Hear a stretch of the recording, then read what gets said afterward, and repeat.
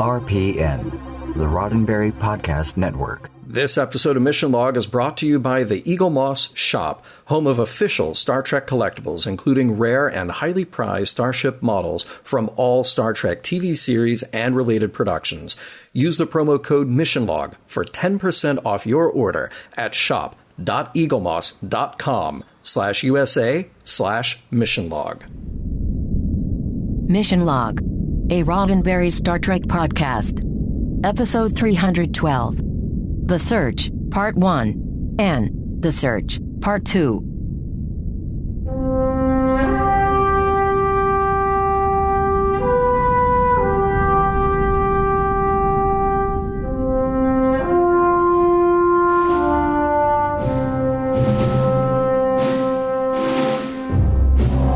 Welcome into Mission Log, a Roddenberry Star Trek podcast. I'm Ken Ray. And I'm John Champion. Mission Log is a show on a mission to examine every episode of Star Trek, taking it apart for ideas and ideals, and seeing whether it stands the test of time. This week, The Search, Part 1, and The Search, Part 2, Always Be Searchin'. Actually, it's just The Search, Part 2. They'll always be searching. The Search continues, and the obligatory Electric Boogaloo. The Search, Part 2, Electric Boogaloo. Any of those would have been acceptable titles. Wait. I want to play, let's see here. The Search 2, Cruise Control. 2 Search 2, Furious. The Search 2, The Squeakquel. Or just Teen Wolf 2. Oh, I just going to put in a vote for that. Those are all acceptable. Actually, I like those. In fact, yours are better than mine. I quit. Hey, John's got trivia coming up in a moment, but first, I'm going to let you know how to get in touch with us. Mission Log Pod is the address to find us on Facebook, Skype, and Twitter. If you'd like to leave us a voicemail, we would love to hear your voice.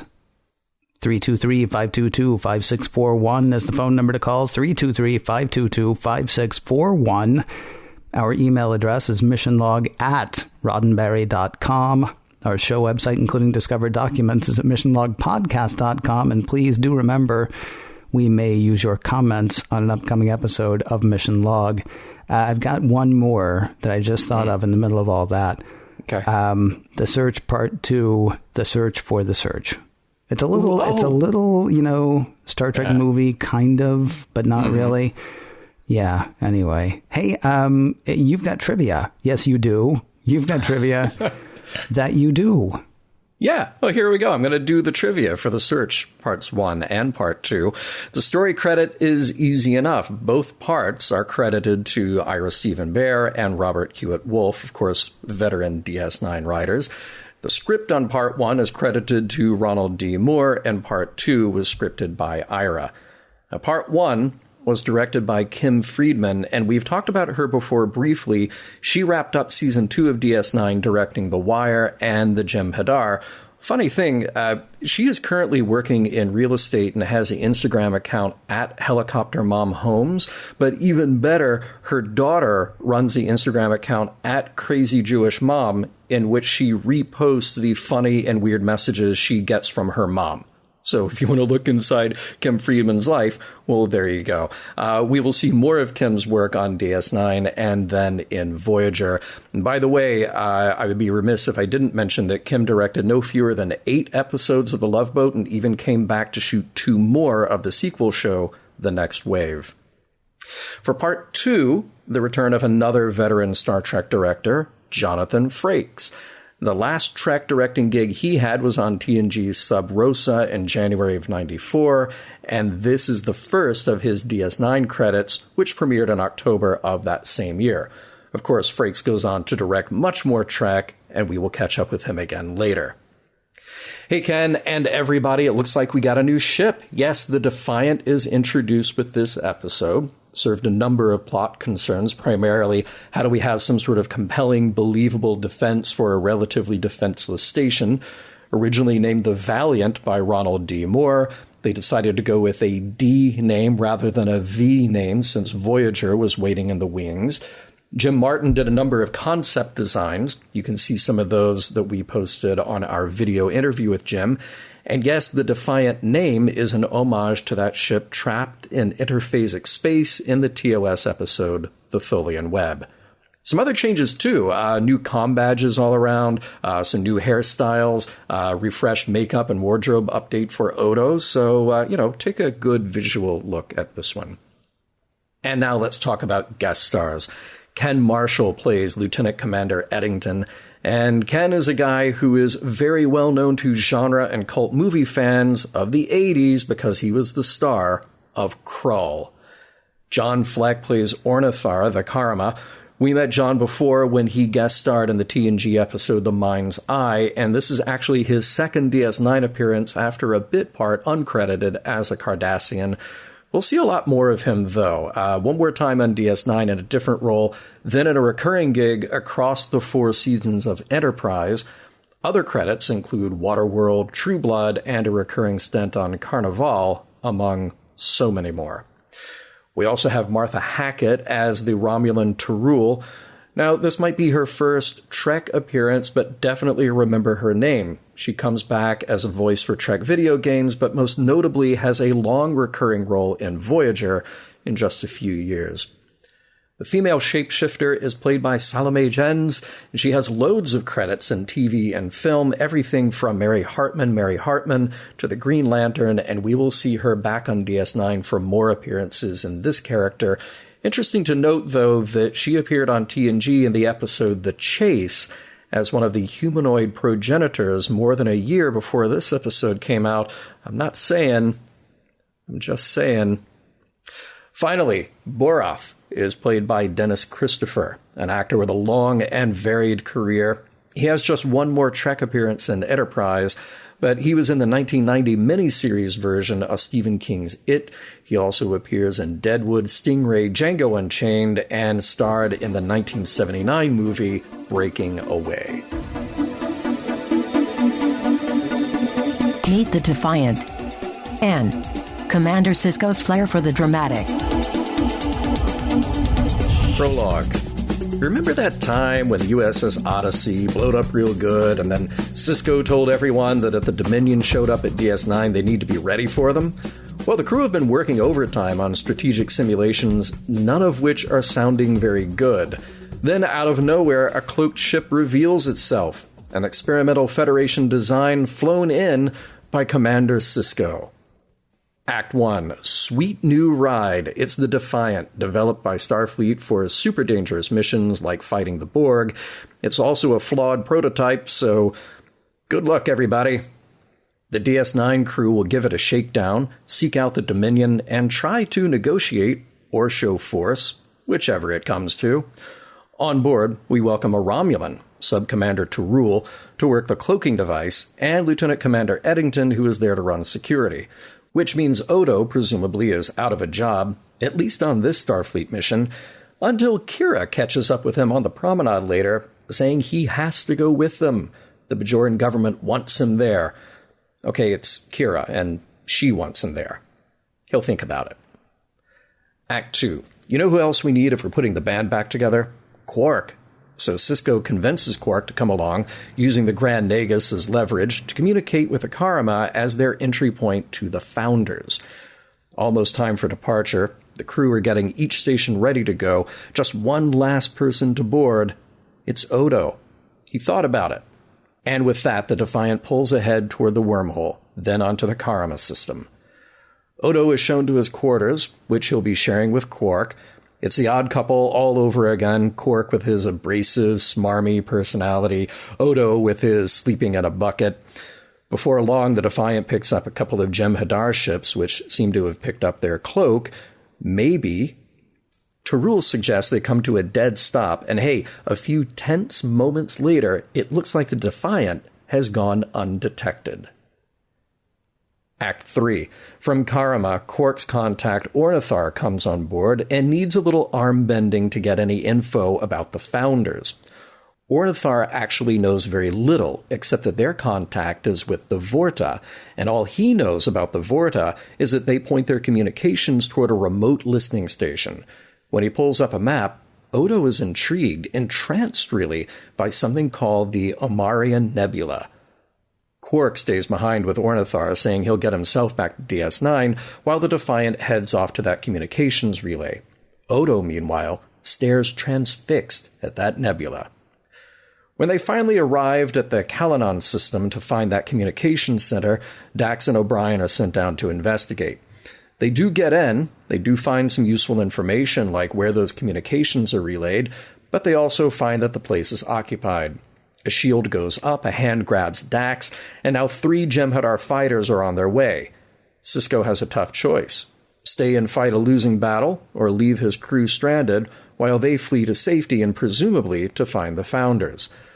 Under cloak, the Defiant warps away, leaving Dax and O'Brien at the mercy of their captors. Act 4. Odo, who has been more cantankerous than usual, refuses an order from Sisko to come to the bridge. When Kira goes to see what's gotten stuck in his craw, she finds him still obsessed with the Omaria Nebula. He's ready to just ditch this whole thing as long as he can go there. He doesn't know why, he just knows he has to go there. He's being pulled there for some reason that he can't understand. Well, too bad. There are more Jem'Hadar ships circling awfully close to where the Defiant is parked, and the jig is up. They've figured out how to spot the cloaked ship. They open fire. Act 5. The Defiant is taking a real beating. Panels are exploding, things are on fire, rocks are falling from the ceiling, so you know it's bad. When a bunch of Jem'Hadar soldiers beam on board the Defiant, the day is lost. Even after a lot of fighting back, the Jem'Hadar have the advantage. What became of Sisko, Bashir, to rule? We don't know. We do know that in the melee, Odo was able to escape to a shuttle and carried an unconscious Kira with him. He, of course, is piloting them to the Omarian Nebula, not back through the wormhole. In the nebula, he spotted a Class M rogue planet, and they land to take a look. Pretty quiet here, except for the giant lake of shimmering, shining goo, which comes to life, and from it emerged life forms of 3 humanoids, an awful lot like Odo. One of them, a woman, addresses Odo and says, "Welcome home." Part 2. Prologue. Yes, this place is full of Odos, or Odo-like beings. The woman explains that Odo was newly formed when he left, so he's got a lot to learn. They all exist as part of the Great Link, which is what melds their thoughts and sensations. She even takes his hand for a moment, and they kind of melt into each other. The experience is profound. Odo is emotional. He is home. Act 1. Home is a big change for Odo. The woman who greeted him explains that they're pretty isolated and wish to remain that way. While he's here, Odo can learn more about the ways of the Great Link, first by assuming different shapes. She tells Odo that his time among the solids has messed with his head, but it's okay. That can be undone. In the aftermath of the battle with the Jem'Hadar, the remaining crew of the Defiant got split up. Dax and O'Brien have been captured and released, Sisko and Bashir in a shuttle. They all head back to DS9 to find Admiral Nechayev and a delegation of Federation representatives who are there to sign a peace treaty with the Dominion. Lucky for them, Dax and O'Brien got to talk to the Founders, express their intention for peace, and, well, that's about it. So, cool. And one of the Founders wants to meet with Sisko now. Meet Borath. He's a Founder, and he's one of the Vorta. Sisko hadn't put that together until now, but here he is. Borath makes their intentions for peace pretty clear. It's all sunshine and rainbows, because they're looking forward to an alliance with the Federation. I mean, you certainly wouldn't want to have the Dominion as an enemy, right? Act 2. If the meeting with Borath left Sisko with a strange feeling, he's not alone. Garak bends Bashir's ear to say that the Cardassian Central Command is all too eager to sign a treaty with the Dominion, which should make him suspicious. On top of that, Torul has been told that the Romulans aren't allowed to participate in the negotiations at all. This affront leads her to predict a war if they are left out entirely. That's just what worries Sisko, and he confronts Admiral Nechayev about the exclusion. She just says that the combined force of a Federation and Dominion alliance would make the Romulans less of a threat, so there's nothing more to discuss, which leaves Sisko even less easy than he was before. Back on Odo's homeworld, both Odo and Kira are a little frustrated. Kira because she can't get a signal out to find Sisko since there's some power source deep in the planet blocking any transmissions from happening. Odo is worked up because he's not quite finding the awakening to the Great Link and his place among his people the way he thinks he should. Sure, he's been turning himself into different objects, but it just seems like an empty exercise to him. The female changeling tries to explain some stuff to Odo. Their people keep themselves isolated because a history of traveling to meet other species only resulted in them being persecuted, even killed. Odo is one of 100 who were sent away to see what it's like elsewhere, but genetically programmed with a desire to return home. She assures him it will all be better, and they meld again into each other's bodies. Act 3. Kira sets about trying to find the source of interference that's blocking her from reaching Sisko or anybody else. She finds the door to a room that's impenetrable by her scanner, which raises a really good question. What do shapeshifters need with a door? Quark is in good spirits. With the impending peace treaty, he's expecting a huge uptick in business. He might have to wait, though. A Jem'Hadar comes into the bar and immediately bullies Chief O'Brien, putting a serious damper on the evening. Bashir is indignant when security does nothing, but Lieutenant Commander Eddington says they have orders to give the Jem'Hadar a wide berth while the peace talks are going on. Sisko's dinner with Jake is interrupted by Dax, who is not too happy with the surprise order that she's being transferred to the Lexington, and this puts Sisko over the edge. He angrily confronts Nechayev and Borath about what's going on. His chief is bullied and in the infirmary, his science officer reassigned, not to mention his unease with quickly entering into a treaty and risking war with the Romulans. Nechayev makes it worse. She and Borath have agreed that Bajor will now be under Dominion control, meaning Sisko and everyone else is out of there. His objections fall on deaf ears, though. The treaty has already been signed. Act 4.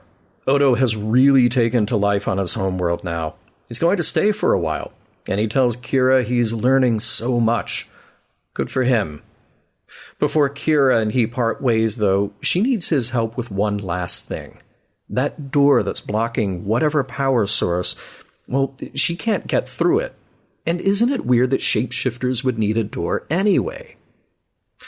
Garak says goodbye to Sisko with a bit of commiseration. The Romulans have signed a pact with the Bajorans to oppose the Dominion. It'll be a mess, and Sisko's mission of peace is seemingly at an end. Pity that their respective leaders have gone insane. Yes, a pity, Sisko replies, and the two realize that they're on the same page. Just then, Torul comes running down the promenade, chased by the Jem'Hadar who fire, killing her in the process. Sisko fights back, but is taken into custody. Time then for a good old-fashioned jailbreak in which Garak will anesthetize Eddington, hide him, and then allow for Sisko, Dax, Bashir, O'Brien, and Garak himself to escape to a runabout. Act 5. The escape plan doesn't go entirely as planned.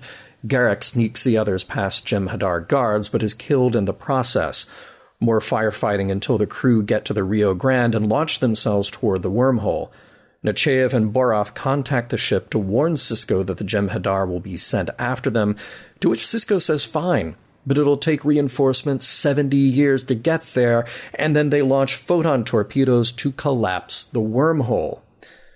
Meanwhile, way on the other side of the wormhole, Odo has inspected that door Kira found. It's really more intended to keep whatever is on the other side in, as opposed to keeping others out. He wrangles with the lock, revealing a couple of Jem'Hadar. These guys again. And they are led into a room containing... Sisko, Dax, O'Brien, Bashir, Torul, all on examination slabs, unconscious, hooked up to some kind of machinery. And there's Weasley Borath at the controls, explaining that this little experiment was designed to see exactly how much resistance the Dominion would face if they pushed into the Alpha Quadrant. More than expected, but the next steps aren't Borath's call. What to do next is up to the Founders. What's that? Borath and the other Vorta aren't Founders? Nope. It's the female changeling who greeted Odo that explains. Their race were once hunted, but now they control everything in the Dominion, imposing order on a chaotic universe. They see solids as a threat, justifying any control then that the founders choose.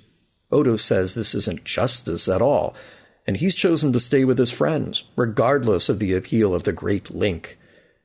Since no shapeshifter has ever fought another, Odo is allowed to leave with his friends, with the warning that the next time will not be so easy. Before he goes, Odo has a few last words with the changeling who greeted him.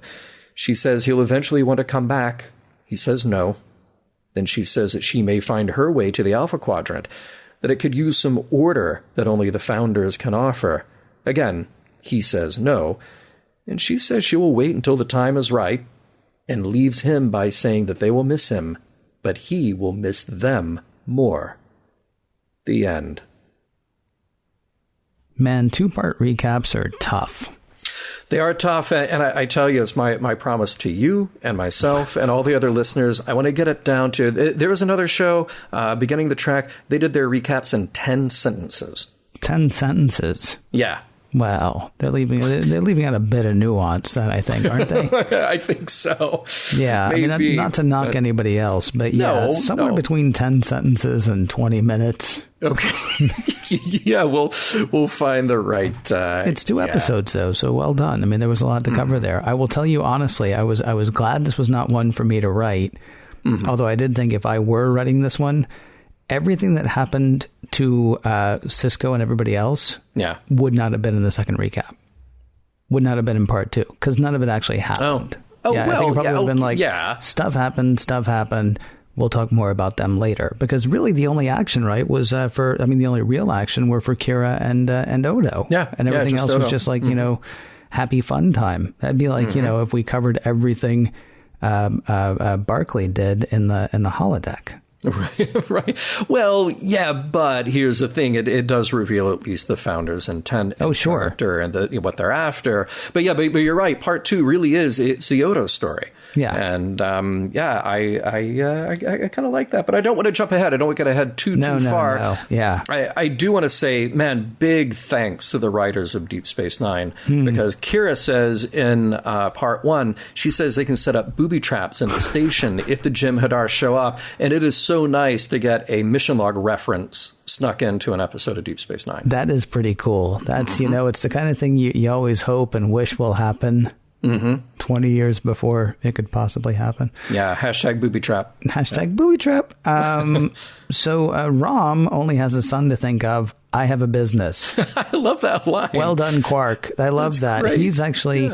Yeah. I hope that we are past the part where Quark almost has everyone killed. Because he is emerging as one of my favorite characters, to the point that I was thinking, I think he might be my favorite character. And then I was like, oh yeah, remember that time he nearly got the whole place blowed up? Right. Remember that time he nearly got, all of our other heroes killed? But yeah, he was fun in this episode. Yeah, that was a good bit. Hey, even before we did this episode, somebody posted a comment, because I mentioned that there are some visual changes in the episode, and somebody on Twitter posted, I'm sorry, I can't hear you over the volume of Jadzia's hair. That was, which was great. But here's the thing, it's been a couple of months. It's been a couple of months since the Jem'Hadar, when Sisko had that dramatic speech, if they come here, I want to be ready for them. And then there was that just sort of like awkward end. Yeah. It's the kind of thing you can only do in a TV show, because you have the luxury of cutting and going to credits or going to commercial, whereas otherwise in real life, if the cameras just kept going, it'd be like, we're going to be ready for them.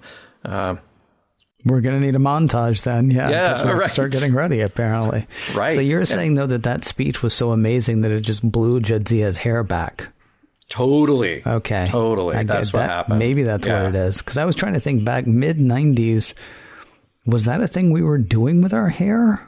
Well, if you're a 300-something-year-old Trill, I guess maybe. I guess so. Maybe. It's weird, right? It's sort of surprising she doesn't just dye it pink. I mean, 300 years old at that point. Granted, of course, Jadzia is only 29. Dax is 300. But Dax is ready to cut loose. He's like, today I'm going to look like a Nagel painting. Yeah. And tomorrow I'm going to have pink hair. And I think making a mohawk. says Dax. Yeah, and Jadzia is right. like, you're not getting a mohawk. And Dax is like, I think we're getting a mohawk. Exactly. So yeah, Sisko comes back with the Defiant, and Starfleet's like, here, this ship is awesome. It's a prototype. Nothing works, but you'll figure it out. Yeah. like our guys didn't figure it out, but you'll be fine. Yeah. And in keeping with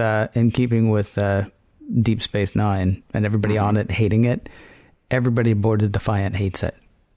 I think Sisko hates it less. Sisko hates it less, right? Because he gets to sit in the captain's, ship or seat, a captain's seat, and gets to go out and do stuff. Yeah. But yeah, everybody else was really complaining a lot. They have a great conference room, though. They do have a good conference room. Talk about that. It's actually kind of funny if you want to think about the Defiant for just a second. So we had peaceful ships, right? We had science ships, we had medical ships, we had, giant Hiltons in space. And then the Borg attack, and they're like, we need a warship. And so they build a ship that literally almost tears itself apart. It's like, okay, we need all of the guns and all of the engine. There's all of it in one ship.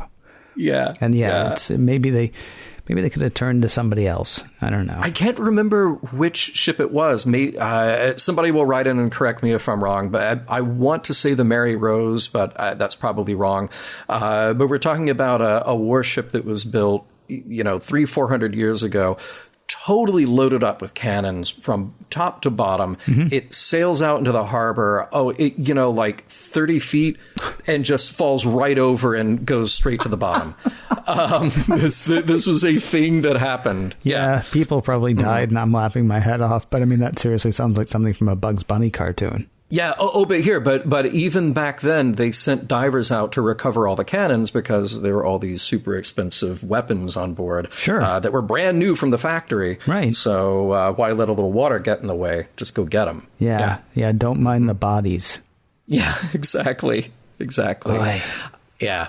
So Sisko says early on, he thought that one day he'd just be behind a desk at headquarters making big decisions. Really? Is that... I mean, it just seems like every time a captain has been faced with that they immediately realize that they hate that job. He's not a captain. Well, he's the guy in charge. He's fairly low rung, though. I mean, they did say before, right? Because now he's been on DS9 for a while. One assumes, I mean, that's so weird, though, because his track has been strange. It was 3 years before he came to Deep Space Nine that Jennifer died at the Battle of Wolf 359, right? So pretty much he lost all will at that point, is the impression that we're given. So it's been, at this point, it's been like 5 years since he really considered his, career path. Or whatever. Does he still want to be? What's honestly stranger is when he was talking to, the holodeck Nechayev, or the, implant Nechayev or whatever. She's like, hey, you can finally make Admiral like you always wanted to. You would think they would actually know that he doesn't want that anymore because they're, working off his brain, which about 20 minutes ago said, yeah, I used to think I wanted that, but not so much. Right. Yeah. You would think that. I think this is something you and I would do. I'm a little surprised that Sisko would do this. We're going on a dangerous mission. Better bring the bartender. Yeah, right.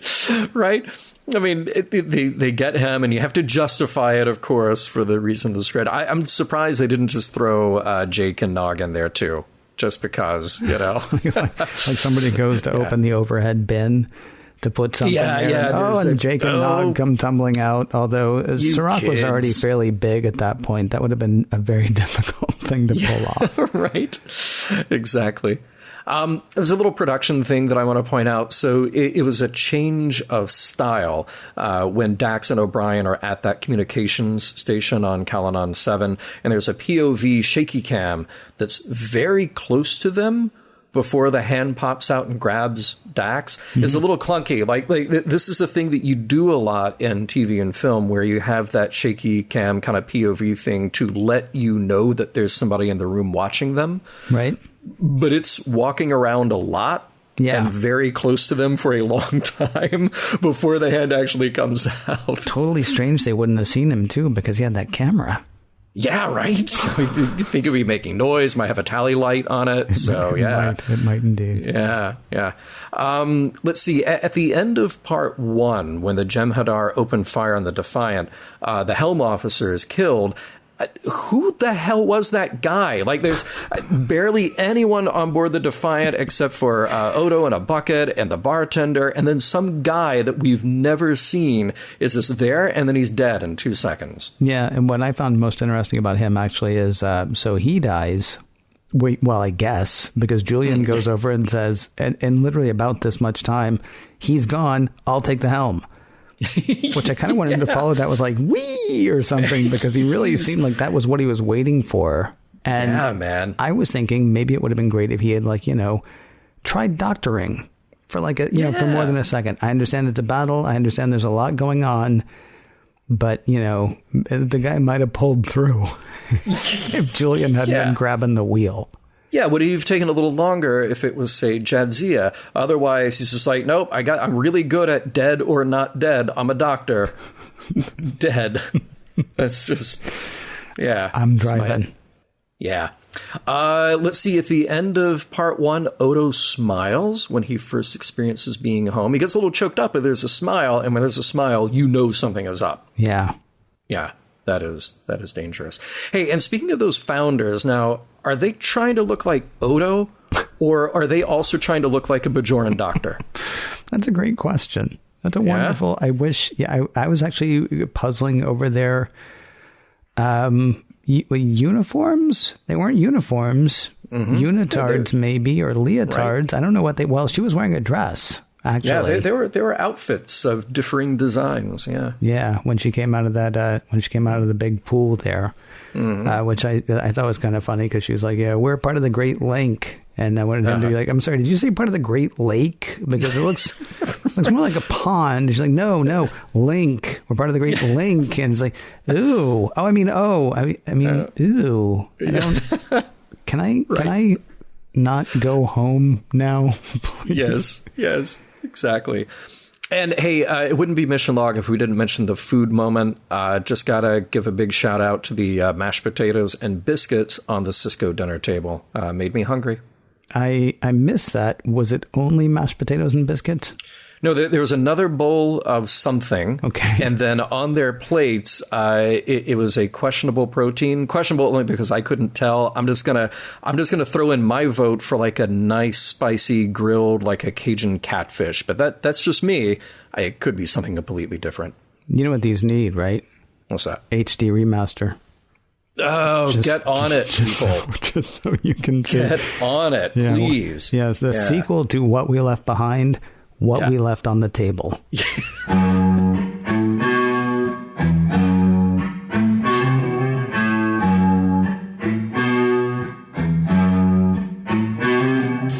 Cramped.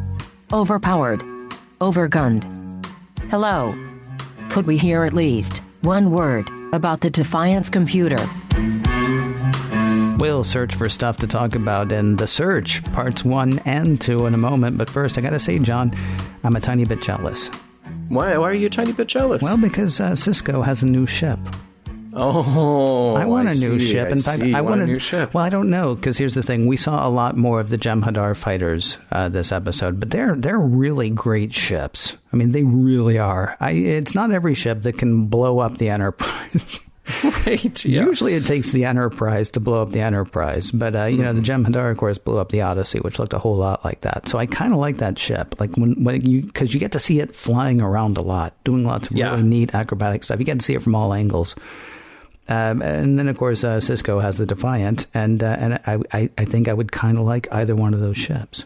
Yeah, well, fortunately, you can get one. UCAN has the starships. Nice. Yeah. How? Tell me how. Well, please tell me how.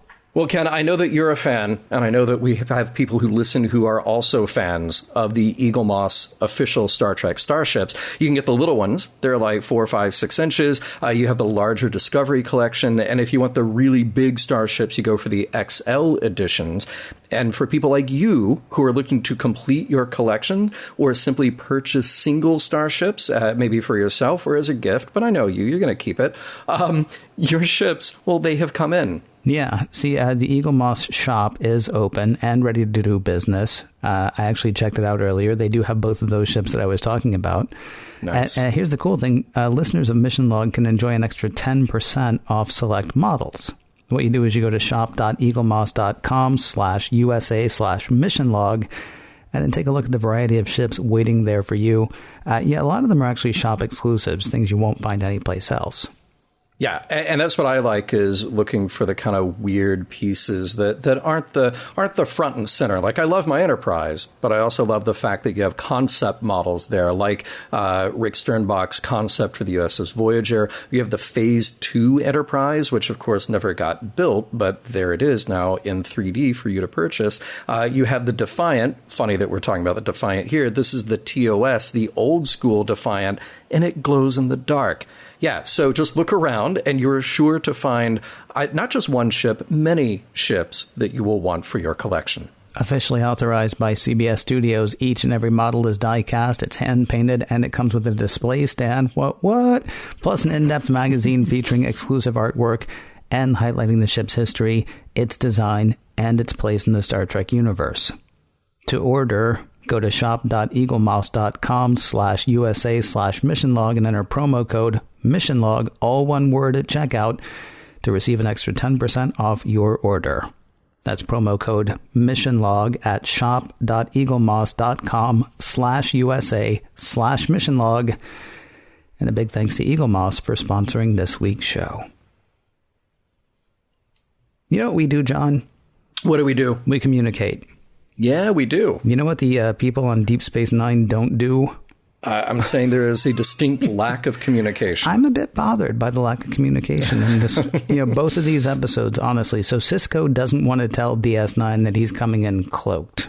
Big mistake. I think that's a big mistake. Yeah. The Grand Nagus doesn't want to talk to Quark about what he wants done, right? Mm-hmm. Sisko doesn't tell Odo about the new security guy from Starfleet until he's standing right there in front of them. And he doesn't tell anybody that there's a Romulan coming aboard either. And then Odo doesn't call ahead to say that he's joining the Defiant crew. Like, they're getting ready to seal up the airlock and take off. And O'Brien's like, hey, there's somebody in the airlock. Yeah.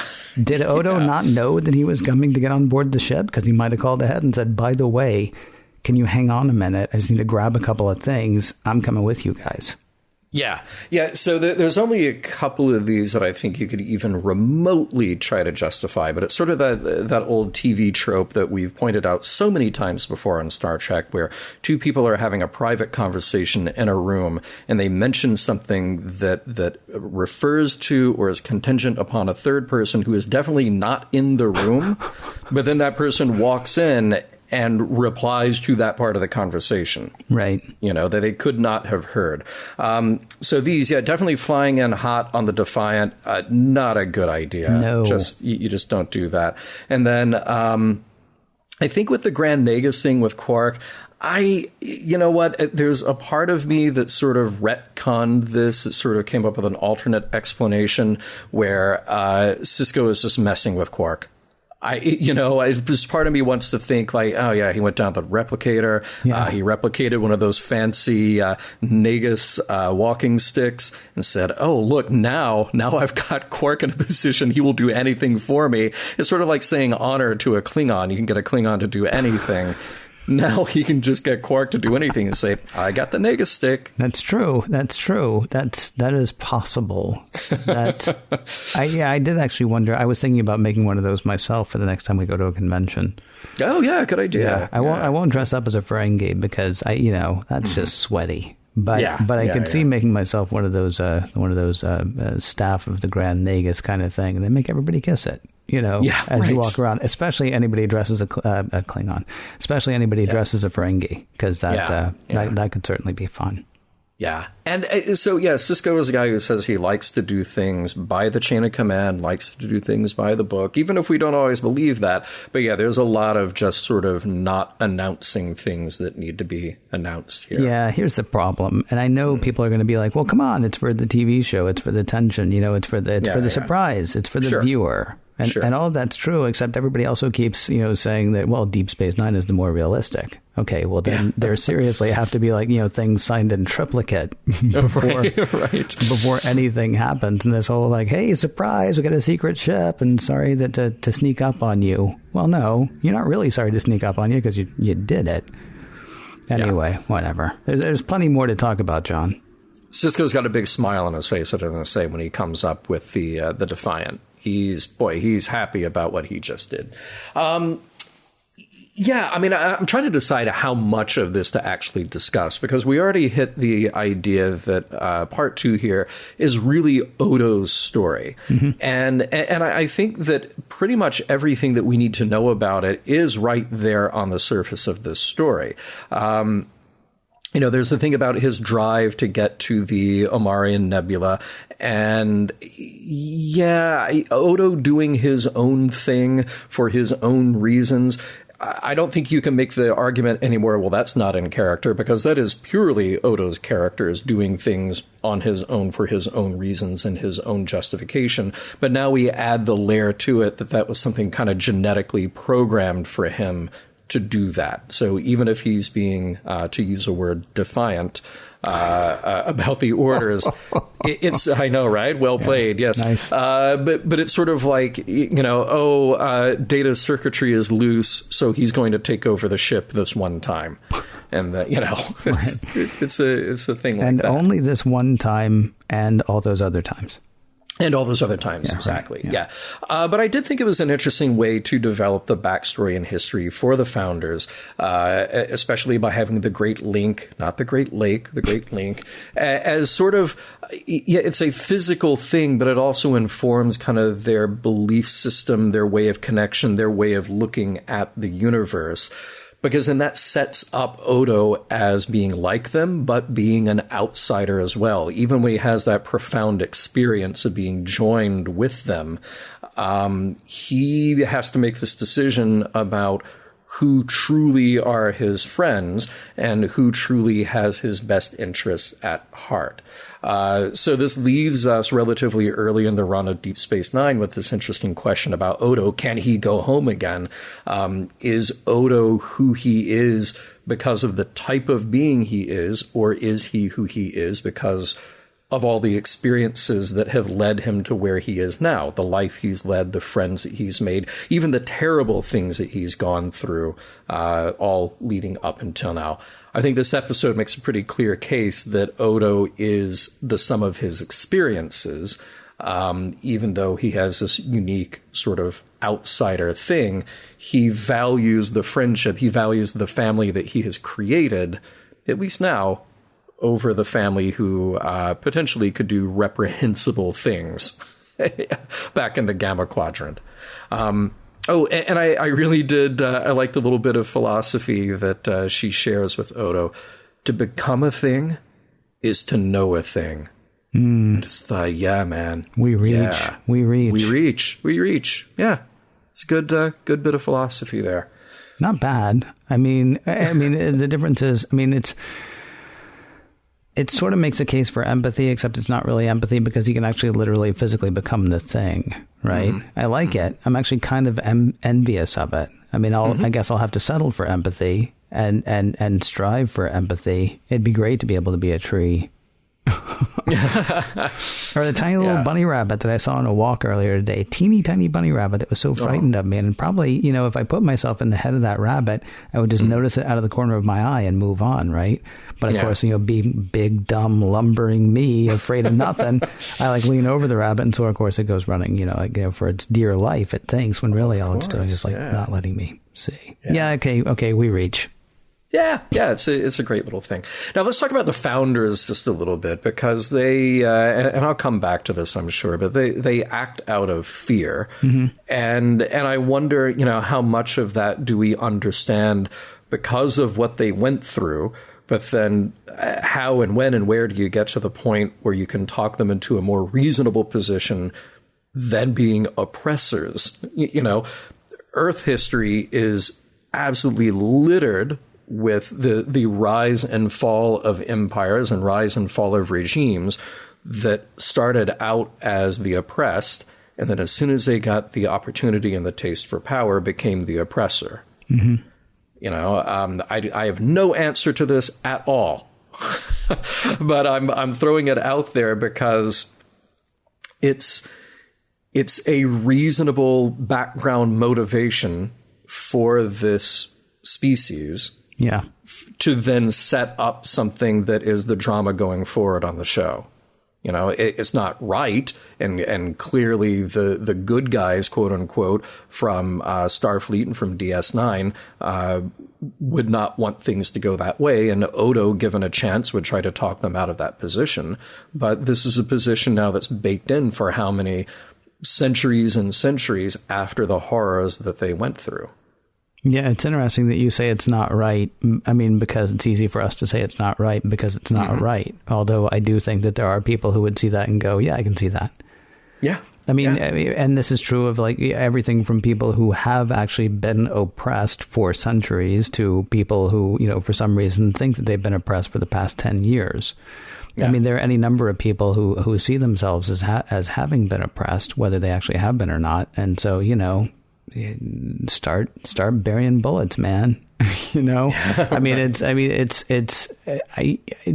I completely understand how the founders can get to the place that they are. You would hope, and when I say you, I mean me. I would hope that I would be the person who would, like, you know, still be the person that I was the day before all of that started. But it's easy for me to say that. I mean, well, no, it's not easy for me to say that that's who I would be because I don't know who I would be. I know my hope is that I would still be that person, that I'd be, you know, less Attila the Hun, more Gandhi. But, you know, until it actually happens to you, I don't know that we know for certain. Yeah. Can we double back really quickly on Odo? Yeah. I think he should quit. I think he should quit his job. I think he should either quit working at Deep Space Nine or he should insist on getting what he needs to do his job, i.e., okay, I'll protect this place for Starfleet, just I don't want to be bound by Starfleet's rules. And if they say, yeah, that's fine, then he can go ahead and do his job. Or he should negotiate to change his duties. Maybe he should be like, you know what I'll do? I'll play quarks 2 nights a week. I'll do magic tricks, or I'll do that chair trick that everybody likes so much. Right. I'll imitate whomever. But I mean, he doesn't like his job. He really doesn't. And I think he should stop it. Also, I'm pretty sure that he should be fired. Because he left Sisko and the others, right? Yeah. And then instead of going back to Deep Space Nine, he goes on his own personal mission. He takes Kira with him, but he goes on his own personal mission. I know it was all orchestrated by the founders, you know, but his decisions were still his own. And the ones that he made seemed questionable to me. Yes. You joked about it earlier, but this is, how many times do we say, all right, so really they have to relieve Data of duty at this point, don't they? Yeah, yeah. Because how many times did Data, you know, lock them out of the ship's computer, take the ship someplace else? You know, every now and then it was just like, wow, you know, we really didn't think this through, having this, you know, android that can just take over everything and kill us all. Maybe we should see about, you know, reassigning him. I hear there are potatoes that need peeling, and he can do them faster than those 2 idiots we got down there doing it right now. Right. Yeah. Well, okay. So now Odo doesn't really have another place to go, though theoretically Odo has the entire galaxy. I say he could go anywhere, do anything. Right. But he's definitely a fish out of water wherever he goes. Yeah. But I wonder structurally with Deep Space Nine, Sisko is in command of the station and station operations. Is Odo getting his paycheck from Starfleet, or because he's wearing the Bajoran symbol on his outfit? So could the Bajorans just say, "No, we really like this Odo guy. We're going to keep him there"? I guess, except that I mean I don't even know how it works, honestly. Yeah. It just seems to me he might be happier. And that's what I'm concerned about. I'm concerned about Odo's happiness, honestly. Sure. And reasonably. Yeah. So maybe he could, I don't know. Here's what I'm thinking. The singing Klingon who has that weird sort of like Klingon, you know, eatery. Mm-hmm. I love that guy. He might one night, you know, just be tired. Yeah. And Odo could be like, I got this.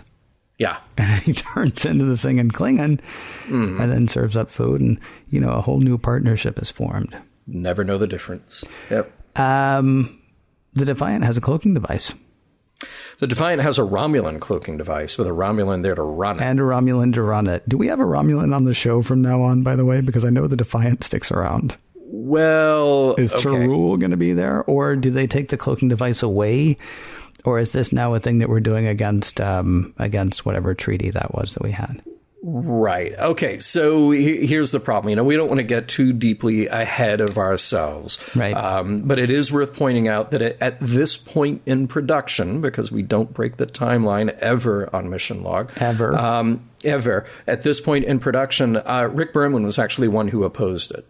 He actually did not like the idea of a ship having a cloaking device, but Ira and Ronald Moore and Robert Hewitt Wolf, they tried to come up with some justifications to have it there. First and foremost, it being a Romulan thing, so this is not a thing that Starfleet just has laying around and they're going to just dole it out when they need to.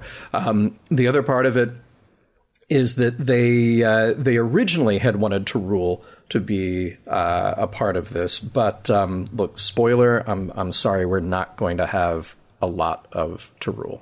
No. Yeah, sorry about that. But that would have been a very interesting thing, but I'm afraid there's not a lot of Torul. So, I'm not kidding. Meaning this is it. This is it for Torul. Okay, well, no, I understand that. I'm not kidding, though, when I say I don't know what happens. Does the Defiant have a cloaking device that it uses on the regular? Mm. Well, you're just going to have to wait and see. And you have to wait and see how... the answer to the question. Do you know? Well, you're going to have to wait and see how they justify it. Yes, it will be used. See, I don't think there can be a justification for it, though, because Pike says in Discovery, which I know is not really a thing yet, but doesn't Pike say to give up your principles before going into battle is to lose the battle? Mm-hmm. Mm-hmm. Oh, okay. As long as we're cool. As long as we're cool. Yeah. All right. That was Pike. Ken. Yeah, I understand that. Pike, who Cornwell said was the best that the Federation and the Starfleet had to offer. I mean, we have a whole treaty about whether or not we're going to have a cloaking device. Mm-hmm. But desperate times breed desperate measures, I believe, is what what's his name? Is what Sisko said. That's what he says. Yeah. Yeah. And, which I'm pretty sure is not what we're supposed to be doing. Yeah. Yeah. All right. All right. Well, we'll just, we'll have to see how this plays out. Sure. Yeah. Do you want to talk about Sisko and Jake thinking of Deep Space Nine as home? I would love to. Okay. Yeah. How do you think that is? Because, at one point, Sisko says, I wonder when that happened. When did I start thinking of this Cardassian monstrosity as home? Does he like Deep Space Nine now, or is he just, used to Deep Space Nine now? Yeah, I can't really get that he likes it, although apparently he likes apparently he likes the friendships that he's made. He likes the working arrangement for the most part that he's got there. It seems that it seems like he respects the job that he is supposed to do there, but does he love it as a home? It's a bit of a stretch, but maybe it is just proximity and familiarity at this point. Jake loves the food, which is weird. Okay, that's strange. I don't get that at all. Okay, because the whole thing is that replicators, if you're on the Enterprise, replicators are everywhere. You know what they do? They replicate food. Okay, yes, and right. I would love that too. I've got 3 rooms here where I am. A replicator in every room, and every one of them makes food. That's great. But here's the problem. If I'm Jake, I'm not going to stop every 10 feet and order pudding. Right. I love the idea of you having a replicator in every room, because you're I love that too. Whatever room you're in, and you get halfway through your bowl of rice pudding or whatever. Yes. Yeah. And you're you go into the other room, you're I left my bowl of rice pudding. Computer, replicate a half-eaten bowl of rice pudding, because I don't want to eat a whole other bowl of rice pudding. Exactly. But I'm not going to go all the way back in the other room, because that rice pudding's half done. And correct me if I'm wrong, but replicators just replicate the recipes that you have. Right. So, how could the recipe, how could the Yadanian spice pudding from every replicator he saw on Earth, how different could they be? Okay, here's the thing. Originally, when I brought this up, or when we brought this up, or when you brought it up and we were talking about it, I thought we were just making fun. Yeah, no, this is important to me. Well, no, okay, but it actually does speak. I don't know where Commander Sisko is on whether or not Deep Space Nine is home. But the fact that this thing that is exactly the same, that is literally exactly the same everywhere else, does not taste as good as it does when he is, quote, home, end quote. I don't know. I can't speak to Commander Sisko, but Jake Sisko is home. Yeah. That's an interesting, it's an incredibly subtle, way to say that. And in a way that's different from everybody else. Like I'll hang my stuff up here. I mean, somebody moves me to a cubicle. You know, the last time I had a desk job, which was way too long ago now. Somebody moves me to a cubicle. The first thing I do is put up my picture of J.R. Bob Dobbs. It's just what happens. It's the first thing that happens. If I get it, when they say, yes, here are 4 thumbtacks, bam, that goes up right there. Yeah. And that's my work home, even if it's not home. That's an interesting thing between them. Yeah. Can we talk about Kira's willful disregard for her host's insistence that she not message from the planet's surface? But that it took 2 seconds for her to be told that, and then for her to go, okay, this is what I'm going to go do now. Yeah, and by the way, to put your friend in like a really difficult position, right? Hey, listen, I know this is your family. I know these are your people. I know you heard them ask me not to do this thing, but I'm going to do this thing. Keep it between you and me, okay? Mm-hmm. And then Odo's like, well, as long as it's secret. Yeah, that's fine. Because secret's my middle. Well, it might be my middle. Do I have a last name? God, I have so many questions. I know she thinks she has a safe way to do it, and I know it advances the plot, and I know the founders are the bad guys now. But at that point in the show, all she knew was that somebody had told her no, seemingly with good reason, and no reason's going to be good enough for her. Yeah, I almost would have liked, and you could have done it in a few seconds, I almost would have liked a line of resistance from the changeling, and then for Odo to say, no, this is my friend, what she's doing is safe, this will work, trust me on this, like build something there, because it is just so, they just throw it away. They throw away the moment that Kira's just like, yeah, I'm going to do this, and Odo's like, yeah, that's what you do. Yeah, it reminded me a bit of Paradise, honestly, in that they knew that there was no way to communicate with the outer world, but they were being lied to about that. If Elixis had said to them, no, don't, I think that them would have had to question and wonder why. And even if you get a good reason at that point, there could be some back and forth. There could be some discussion. Because Elixis and her people were not being hunted to extinction, which is what's happening with the founders. And I mean, what has happened with the founders in the past anyway, before we knew they were the founders, was what happened with changelings. Yeah. And just for her to completely disregard that, as you say, just that little conversation would have been fantastic. Or or maybe they wouldn't have wanted to redo what they did on Paradise, but they could have said, no, it's the nebula. They could have said it was any number of things. And then she finds out, no, it's not that. Because at this point, there's just no justification for her just saying, well, that's cute, but will you excuse me?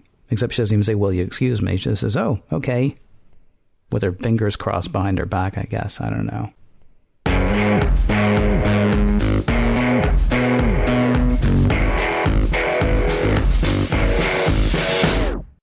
What do you call a holodeck episode without the holodeck?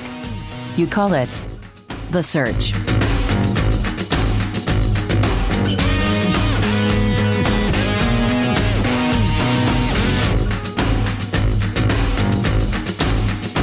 Well, what do you say, John? Do you want to sum up The Search Part 1? Would you rather sum up The Search Part 2? Or do you want to do them both as one big search? Oh, just the biggest search. All right, let's do that then. Because this is the part of the show where we talk about all the stuff that we watched, talk about all the stuff that they were saying, and then figure out whether the episode stands the test of time. The searches, John. Hey, something we didn't mention, by the way, really quickly. This is actually the start of Season 3. Yeah, and that's what I think is so interesting about it, is that it kind of feels like a pilot. At least Part 1 does. It feels like, well, we have to reintroduce the gang. We have to give everybody justification for being there, what they do, what their positions are, what their roles are. But at the same time, they're kind of ratcheting up the stakes on DS9, change the location. And then just as a story, you get that Twilight Zone twist for the second episode for part 2. So the tone and the action are very different in both, which I think is a good thing. I think it helps these 2 episodes. And really your focus in part 2 is what's going on with Odo. I have to admit that as soon in part 2, from the first time I watched this, as soon as I got back to Deep Space Nine and we met Admiral Nechayev, and it just seems like things were going a little too fast to sign the treaty, I knew something was off. And I didn't know what it was, and I wasn't expecting mind control or whatever at that point. But I knew that something was wrong, and that was not actually the story. Honestly, I thought that O'Brien and Dax, when they saved Sisko and Bashir, I thought they were changelings. Dax was very smiley. She was very smiley, and she was very happy about whatever it was that what Sisko was going to see. So I can't remember if she actually said, "I think you're going to like it," or something like that. But it was just all like, "Oh, that's weird." Except I thought they were changelings. I didn't think they were. Living in each other's minds. Yeah. I gotta say, one thing that's bothering me is the continued sort of disdain for Starfleet. It sort of felt like every time anybody said Starfleet, they sneered in this episode. And that's kind of, okay, so that's how season 3 is going to go. See also season 2, I suppose. I gotta hold up one thing, though, that I love. And the interplay between the founders and the Vorta and the Jem'Hadar is interesting. I mean, because it's one bad guy. It's the Dominion, but it's got all these tentacles. That's going to be an interesting thing to find. My favorite show, though, and I know I said earlier, I kind of hope we can figure out exactly what kind of character Quark is. I think on a show full of fantastic actors, Armin Shimmerman may be the best. And I don't know. I mean, it was a very small thing. It was when he was like, "Hey, by the way, I'm going to stay here with the Karama or whichever it is, and find my own way back." Sisko says, "Good luck." And all he says is, "Good luck to you, Commander," I think is all the line is. Yeah. I don't know what kind of direction he was given. I don't know. I mean, the reason that I find my feelings about Quark so hard to pin down, I think, is because of Armin Shimmerman. Because when he has those moments, he's human is not the right word, obviously, because he's Ferengi. But I mean, there's something real about his emotion, even when he is delivering a throwaway line. I'm impressed by him tremendously, and I look forward to. The only problem is when you get like a Quark episode, then a lot of times it's just like pratfalls and a little too over the top comedy. Yeah. But he's the part of the show that I look forward to most at this point, which is not something I would have expected to say. Interesting. Yeah, I mean, I agree with you. I think everybody in this cast is really great. They're really strong, but it seems like they're giving the most variety to Quark because he's the one who gets to have the most fun, and he's the one who gets to kind of insert himself into situations that may not be his. Like everybody else has such a defined role. Oh, you're the security person. You do this. You're the engineer. You do this. But Quark gets to sort of come and go. And because he has the bar, he has the most interesting characters come to him as well. But I also agree that if you overplay it with the Ferengi, then they stop being sort of the spice that makes the show interesting. The more you layer it on, and I think you said it back when we first met the Grand Nagus, it's like you don't have Wally Shawn come on and then have Wally Shawn do a voice because it's come on, he's already interesting enough, he's already quirky and good enough that it just feels like you're forcing it when you make him do something else. Yeah. As far as things that we can take away from this episode, sir? Well, we say this so often about Deep Space Nine that it's not a hit you over the head with a message, a save the whales, a you see Timmy moment. But I think there's some big themes and big ideas here. And the thing that we hit on in our discussion in the last segment it really came down to the founders. It's this difficult thing to grapple with that they have going on, where the female changeling says to says to Odo, what you can control can't hurt you. And, you know, the founders, and then by extension, the entire Dominion, operate out of fear. Like I said, that fear pushed them to amass power. And this is a common historical thread. And I wish I knew, you know, what is the way to break that common bit of history repeating itself. And at the same time, do we understand it? Because it's understandable. You know, take somebody or a group of people who have been oppressed and put down and beaten and killed, and as soon as they get a foothold to overcome at least those oppressors, do they always have the risk of becoming what oppressed them, or becoming worse in some cases? Well, I think they're going to wrap up the founder thing in the next episode, or the next 3. So really, we should, good. Oh, so then we're done. Yeah, we move on. We should have an answer pretty soon. No, we don't have an answer yet, but we should have an answer. I think. I think Star Trek is going to solve it all for us. Nice. Mission Log is produced by Roddenberry Entertainment. Executive producer is Rod Roddenberry. You can find us at the Roddenberry Podcast Network, podcast.roddenberry.com, along with a host of other great shows. There's Mission Log Live, Women at Warp, Priority One, The Trek Files, and check out your daily Star Trek news. If you'd like to support Mission Log directly, you can do so at patreon.com/missionlog. For more exciting Star Trek podcasts, check out Trek FM at trek.fm. And for the latest in Star Trek news and discussion, be sure to visit trekmovie.com.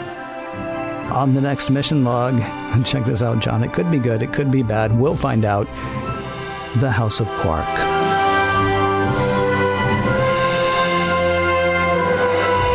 Some of the music for Mission Log provided by Warp 11, online at warp11.com, and from the album Messages by Key Theory, free to download at kitheory.com.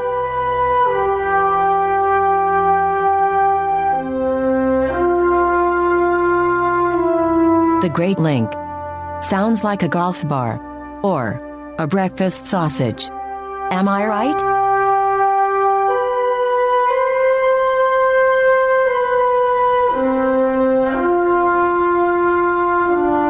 End transmission.